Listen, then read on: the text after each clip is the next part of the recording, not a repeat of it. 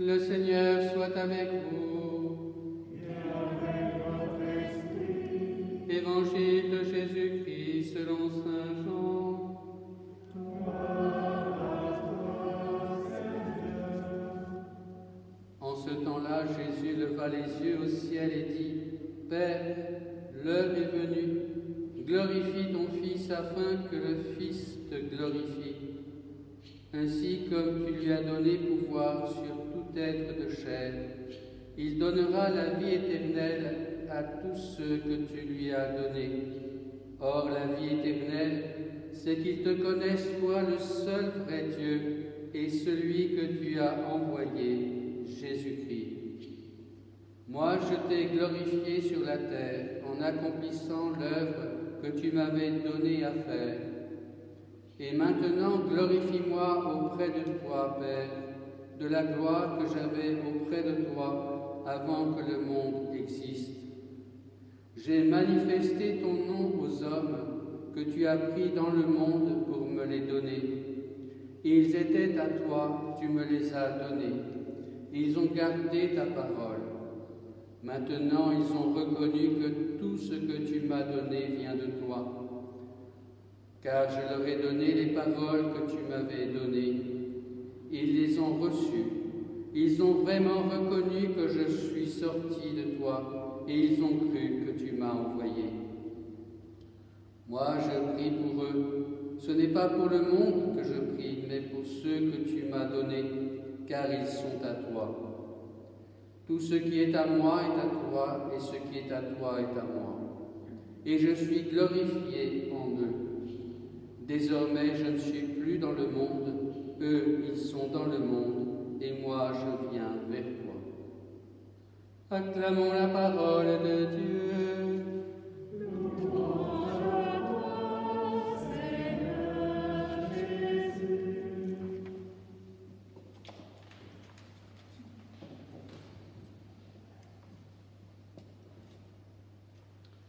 Nous avons vécu la Semaine Sainte d'une manière très particulière dans ce confinement qui était pour nous l'occasion d'un dévoilement, à la fois du dévoilement de la stratégie du monde avec ses incohérences et ses intérêts plus ou moins avouables ou inavouables, le dévoilement de notre misère et particulièrement dans notre vie chrétienne, la difficulté pour nous de vivre ce temps où il faut trouver un autre moyen pour vivre de la présence du Christ qui nous sanctifie.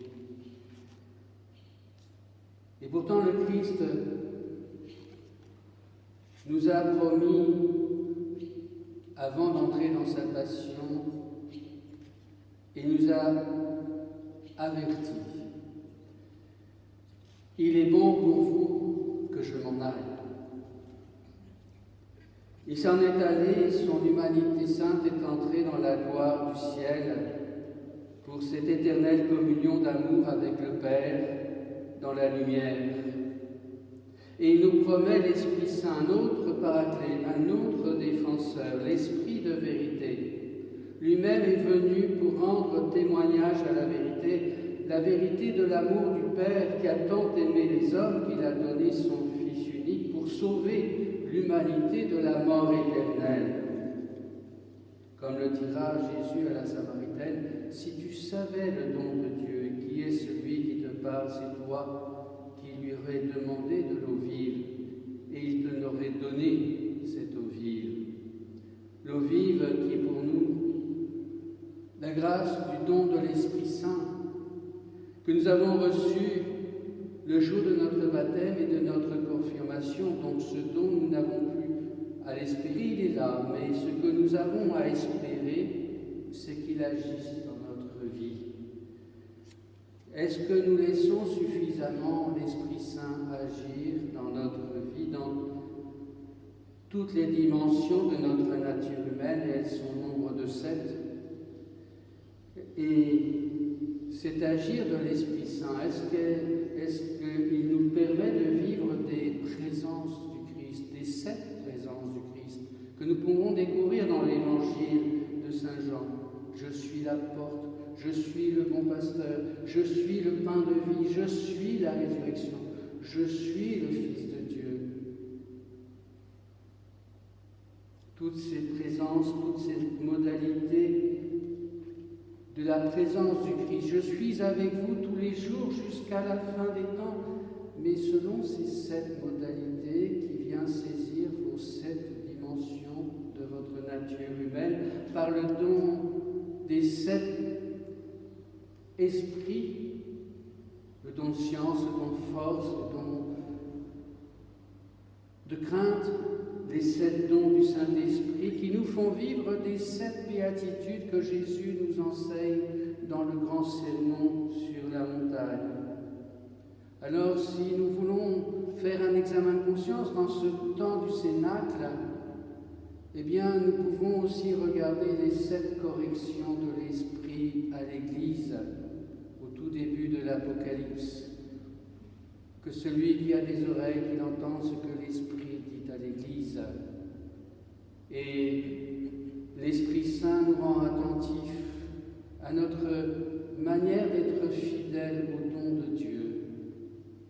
À la première Église, l'Église d'Éphèse, n'as-tu pas oublié ton premier amour, ta ferveur? Et nous rend attentifs aussi au syncrétisme, et combien le syncrétisme aujourd'hui est encore virulent dans le cœur des fidèles. Voilà, est-ce que je peux croire, être chrétien et croire à la réincarnation? Est-ce que je peux croire être chrétien et puis vivre en concubinage? Est-ce que je peux être chrétien, avoir des actes qui sont contre nature? Est-ce que je peux être chrétien, etc., etc. Oui, l'Esprit Saint nous aide à entrer dans ce témoignage rendu à la vérité de cet amour qui fait miséricorde pour nous mener à la perfection de la sainteté, la perfection de la sainteté de chacun, afin que notre joie soit parfaite. Et ce chemin de sainteté s'enracine dans un combat spirituel qui trouve son point culminant dans l'offrande du Christ, agneau de Dieu qui porte l'iniquité du monde sur la croix. Et nous n'avons pas d'autre chemin, ce que nous dit Saint Pierre aujourd'hui. Il nous faut souffrir dans ce monde, mais pas en tant que meurtrier, en tant que voleur, en tant que des conséquences du péché originel, mais souffrir en tant que nous voulons être dociles à l'Esprit Saint et qui nous donne un autre style de vie que celui du monde, pour manifester que Jésus est vraiment le Sauveur du monde et de manière ultime dans notre manière de mourir. Comme disait le cardinal Ratzinger, dans une culture chrétienne, on dit « Seigneur, ne faites pas que je parte sans être préparé, sans être conformé au mystère du Christ. » Et c'est le témoignage de Louis Martin, Saint Louis Martin, qui avait fait cette confidence à ses filles. Oh, je ne peux pas partir comme ça au ciel. Oui, sans avoir communié à la souffrance, d'avoir été conformé au Christ crucifié, pour avoir accès à la vie éternelle. Oui, combien aujourd'hui pensent cela dans notre Église? On a plutôt tendance à prier en disant « Seigneur, faites que je meure en dormant, sans souffrir. » Et c'est un écueil pour nous, et on le voit dans la vie de Saint Louis Martin. Quand il a commencé à faiblir, on a refusé que quelque part il puisse recevoir la communion parce qu'on ne voulait pas qu'il parte trop vite. C'est une tentation. Comme pour le sacrement des malades. On ne nous a pas lui donner le sacrement malade, il va mourir. Oui, de toute manière, ça va arriver un jour ou l'autre. Alors que, de fait, dans le sacrement des malades qu'on appelle l'extrême onction, le prêtre a la possibilité de donner séance plénière qui fait que la personne se voit débarrassée non seulement de ses péchés, mais de toutes les peines qui sont attachées à ce péché. Ça veut dire que les portes du ciel s'ouvrent pour lui, pour elle. C'est là notre espérance. Comme dit le pape, ne nous laissons pas voler notre espérance. Et le don de l'Esprit Saint pour nous est le gage de la victoire sur tout mal et toute mort. Ne craignons pas celui qui peut tuer le corps, mais celui qui peut tuer le corps et l'âme. Oui, la mort spirituelle, elle est terrible. Et Jésus nous fait cette promesse, c'est que l'Esprit Saint nous donnera de son bien pour nous permettre de l'imiter et de grandir dans son intimité. Comment cela peut-il se faire? Eh bien, en construisant la civilisation de l'amour, en faisant le bien.